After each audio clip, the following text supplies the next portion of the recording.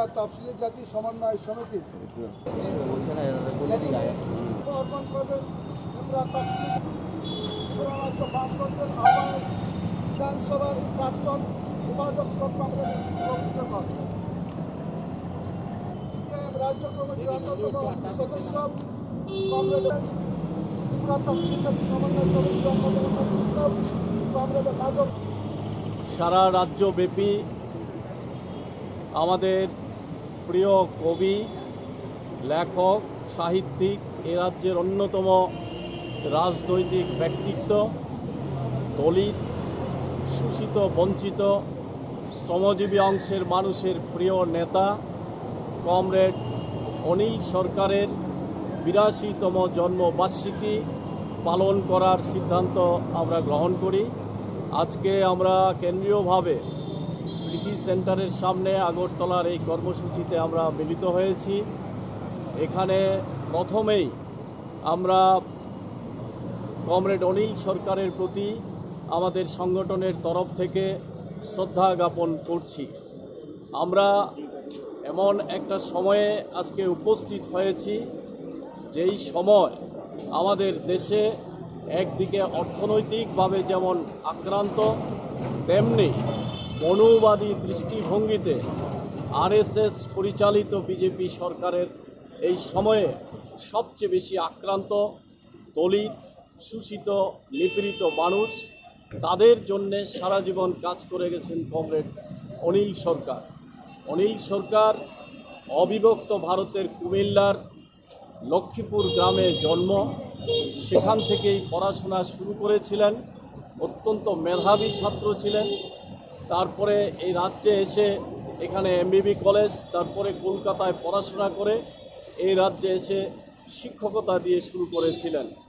তাও এই অন্যায়ের বিরুদ্ধে প্রতিবাদ করতে গিয়ে শেষ পর্যন্ত এই চাকরি ছেড়েছিলেন।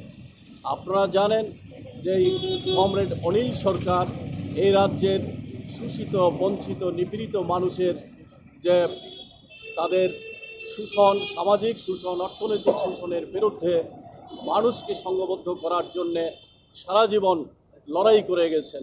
উনি যেমন একদিকে কবি ছিলেন, লেখক ছিলেন, সাহিত্যিক ছিলেন, সংস্কৃতি আন্দোলনের অন্যতম প্রধান ব্যক্তিত্ব ছিলেন।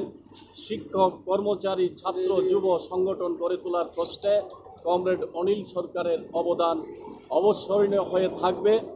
আমরা এই সময়ে কমরেড অনিল সরকারের যে মূল লক্ষ্য ছিল শোষণহীন, জাতহীন, বর্ণহীন সমাজ ব্যবস্থা প্রতিষ্ঠিত করার লড়াই, সেই লড়াইকে সামনের দিকে এগিয়ে নিয়ে যাওয়ার জন্যে আজকে আমরা শপথ গ্রহণ করছি।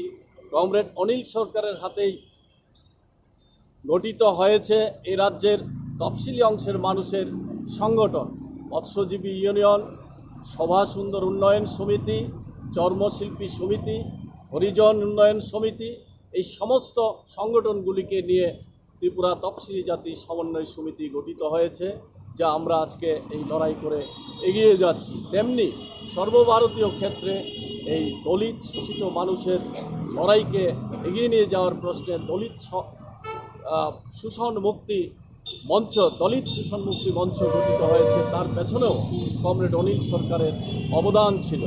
আমরা 3 দিন ব্যাপী এই রাজ্যে এই কর্মসূচি গ্রহণ করেছি। আজকে 2:30টার সময় রবীন্দ্র ভবনে আমরা সেমিনারে মিলিত হব, সেখানে আমরা বিস্তৃত আলোচনা করব। তেমনি আগামীকাল আম্বেদকর ভবন কবি লেখকদের কবি সম্মেলন আমরা অনুষ্ঠিত করব এবং 3 তারিখে 2:30টায় রবীন্দ্র ভবনে আমরা করব হারিয়ে যাওয়া লোকসংস্কৃতি, যা অনিল সরকার এই রাজ্যের মধ্যে গড়ে তোলার জন্যে কাজ করে গেছেন। আজকে এই সরকারের সময়ে আমরা দেখছি এই লোকসংস্কৃতি প্রায় লুপ্ত হওয়ার পথে, তাকে আবার তুলে ধরে তাকে উজ্জীবিত করার জন্যে অনিল সরকারের পথে আমরা লোকসংস্কৃতিকে তুলে ধরার কাজ করব। এই সব মিলে অনিল সরকার ছিলেন এই সমস্ত কিছুর পরেও একজন অন্যতম মার্ক্সবাদী নেতৃত্ব। শোষণহীন সমাজ ব্যবস্থা প্রতিষ্ঠা করার জন্যে শেষ সময়ও তিনি লড়াই করে গেছেন, আমাদেরকে পথ দেখিয়ে গেছেন। তাই মার্ক্সবাদী কমিউনিস্ট পার্টির রাজ্য সম্পাদক মণ্ডলীর অন্যতম সদস্য ছিলেন মৃত্যুর আগ পর্যন্ত। শোষণহীন সমাজ ব্যবস্থা প্রতিষ্ঠা করার মূল লক্ষ্যে সারা জীবন লড়াই করে গেছেন। আমরাও সেই লক্ষ্যে জাতহীন, বর্ণহীন, শোষণহীন সমাজ ব্যবস্থা প্রতিষ্ঠিত করার লড়াইকে এগিয়ে নিয়ে যাব। কমরেড অনিল সরকারের এই শ্রদ্ধা জ্ঞাপন অনুষ্ঠানে দাঁড়িয়ে আমরা এই শপথ ঘোষণা করছি। সমস্ত অংশের মানুষের উপর আজকে যে আক্রমণ সংগঠিত হচ্ছে, গণতন্ত্রের উপর আক্রমণ, অর্থনৈতিক ব্যবস্থার উপর আক্রমণ, এই আক্রমণের বিরুদ্ধে ঐক্যবদ্ধভাবে প্রতিরোধ আন্দোলন গড়ে তুলে আমাদের রাজ্যের সামগ্রিক উন্নতি অগ্রগতির জন্য সমস্ত অংশের মানুষ যেন এগিয়ে আসে, সেই আহ্বান জানিয়ে সকলকে আন্তরিকভাবে ধন্যবাদ ও অভিনন্দন জানিয়ে আবারও কমরেড অনিল সরকারের প্রতি শ্রদ্ধা জানিয়ে আমি আমার সংক্ষিপ্ত আলোচনা